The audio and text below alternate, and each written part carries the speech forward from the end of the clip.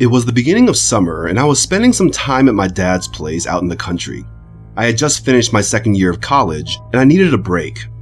The woods behind the house had always been my escape, quiet, peaceful, a place to clear my head. This day started like any other, and I had no idea how much everything would change by the end of it. My stepmother Clara was 59, but you wouldn't think it by looking at her. She was sharp, independent, and had this way of commanding attention without even trying. She married my dad a few years back after he lost my mom. While they seemed happy, there was always this weird distance between us. It wasn't that we didn't get along, but there was something about her, something I couldn't quite put my finger on. I had gotten up early that morning to go for a hike. The sun was warm, and the woods were alive with the sounds of birds and rustling leaves. It was perfect. I walked deeper into the woods, following the familiar trail, until I reached a small clearing where I liked to sit and think. That's when I heard footsteps behind me. I turned around, surprised to see Clara standing there, her hands in her pockets, a small smile on her face. "Mind if I join you?" she asked, her voice softer than usual. I shrugged, trying to keep it casual, but I could feel my heart start to race. "Sure, if you want." She stepped closer, her eyes scanning the trees around us before settling on me. "I needed some fresh air," she said, sitting down next to me on the fallen log. "You always seem to know the best spots." I chuckled nervously. "Yeah, I guess I've spent a lot of time out here." We sat in silence for a while, just listening to the woods. It felt strange, though. There was something different about Clara today. She wasn't the calm, composed woman I was used to seeing around the house. There was a tension in the air between us, and I could feel it growing. Finally, she broke the silence. "You know, Chris, I've been thinking a lot lately," she said, her voice low, almost hesitant, "about us." I frowned, not sure where she was going with this us. "Yeah," she said, turning to look at me directly. Her eyes had this intensity I hadn't seen before. "About how things have been between us since I married your dad. We've never really connected, have we?" I shifted uncomfortably. "I mean, it's not like we've had any problems."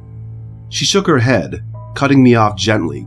No problems, but there's been this distance. I can feel it, and lately, I've been wondering why." I didn't know what to say. Clara had always been somewhat distant, sure, but I figured it was just because she didn't want to overstep, given that she wasn't my real mom. But now, sitting there in the woods, I could feel her words hanging between us like a question that demanded an answer. "I don't know," I finally said. "I guess I just thought you didn't really care." She laughed softly, shaking her head. "Chris, I've always cared, but I didn't know how to reach out to you, and now..." She paused, her hand resting on mine. "I feel like we've missed something." I looked down at her hand, feeling a warmth spread through me that had nothing to do with the summer sun.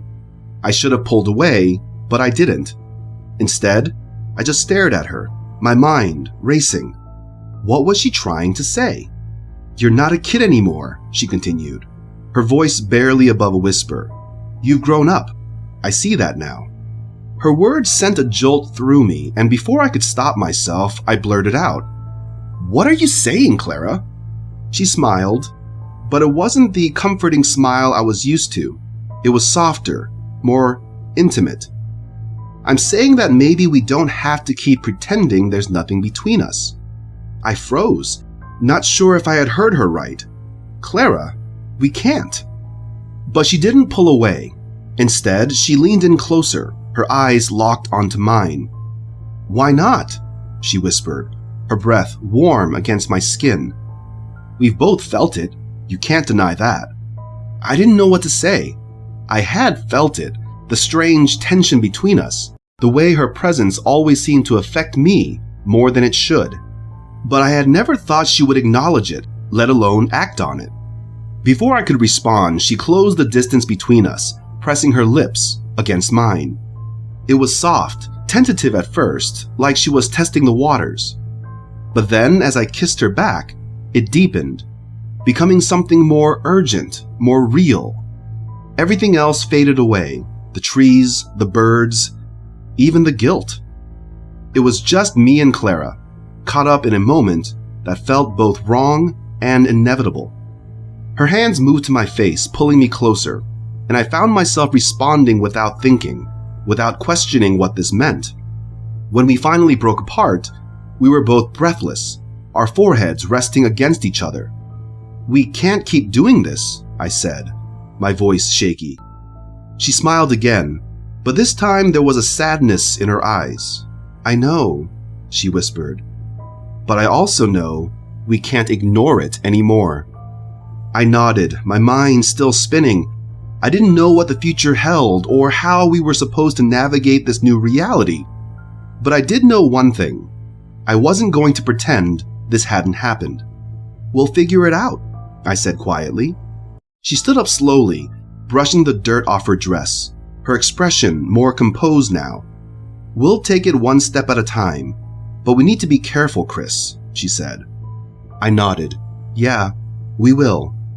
As we walked back through the woods, the air between us was charged with something new, something neither of us had expected but couldn't deny. There was no turning back now. Whatever came next, we would face it together.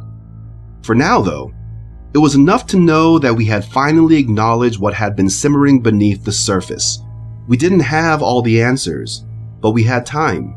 And for the first time, we had each other. As we made our way back toward the house, the woods seemed to close in around us, shielding us from the outside world. Everything felt more intense, the sounds of the birds, the breeze rustling the leaves, and the tension between Clara and me.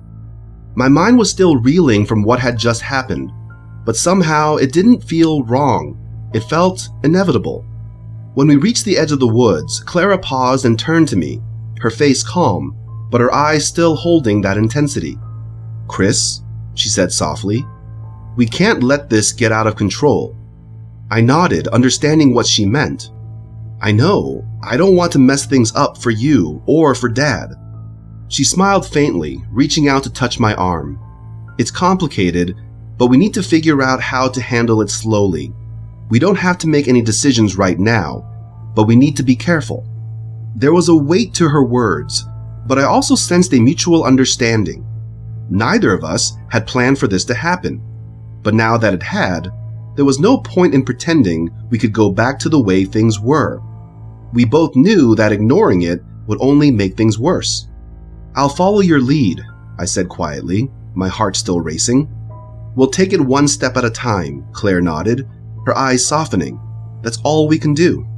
She took a deep breath and gave me a small, reassuring smile. "But for now, let's just keep this between us, okay? Your dad doesn't need to know anything until we figure things out." "Of course," I replied, my voice steady. "It's our secret." We stood there for a moment longer, the sounds of the woods fading into the background as we looked at each other. The intensity of the kiss lingered in the air, but there was something else too, something calmer, more grounded. We were no longer just two people tiptoeing around an unspoken connection. Now, we both knew where we stood, even if we didn't have all the answers. Finally, Claire broke the moment, turning toward the house. "We should head back," she said, her tone lighter now. "Your dad will wonder where we've been." As we walked together side by side, the tension between us began to ease. Clara seemed more at peace now, and I felt a strange sense of relief wash over me. There were still questions, so many questions, but for the first time, I wasn't afraid of what might come next. When we reached the house, my dad was in the kitchen cooking dinner. He turned around as we entered, smiling warmly. "You two were gone for a while. Everything okay?" "Yeah," I said, trying to keep my voice casual. "Just went for a walk." Clara chimed in smoothly. "The woods are beautiful this time of year. We just lost track of time." My dad laughed. "Well, I'm glad you're back. Dinner's almost ready." We exchanged glances, and Clara gave me a quick, almost imperceptible nod, as if to say, "We're okay." And in that moment, I realized that we would be. Over the next few weeks, things between Clara and me stayed quiet. We didn't rush into anything, and we made sure to keep things as normal as possible around my dad. There were moments, glances, brief touches that reminded me of what had happened in the woods, but we kept our distance, careful not to let anything escalate too quickly. But we didn't avoid each other either. In fact, Clara and I started to talk more, to get to know each other in a way we hadn't before.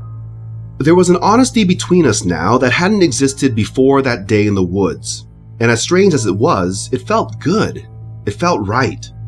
One evening, after my dad had gone to bed, Clara and I found ourselves alone on the back porch. The night was warm, and the stars were bright overhead. We sat in comfortable silence for a while before she finally spoke. "Chris, I've been thinking a lot about what happened," she said softly, her gaze fixed on the sky. "I don't regret it, but I want to make sure that whatever happens next, we're both on the same page." I looked over at her, the moonlight casting a soft glow on her face. "I feel the same way," I said. "I don't regret it either, but we need to be careful. We need to take our time." She smiled, turning to face me. "I'm glad to hear you say that. I just don't want to rush into anything that could hurt us or your dad." I reached out and took her hand, giving it a gentle squeeze. "We'll figure it out together. No rush." Claire smiled, and for the first time I felt like we were both on solid ground. There was no need to rush, no need to force anything. We had time to figure out what this meant for both of us, and for my dad. In the weeks and months that followed, Clara and I grew closer, but we kept things respectful and quiet. We knew the risks, but we also knew that what we had was real. We took it slow, letting things unfold naturally, and eventually, we found a way to be in each other's lives that felt right.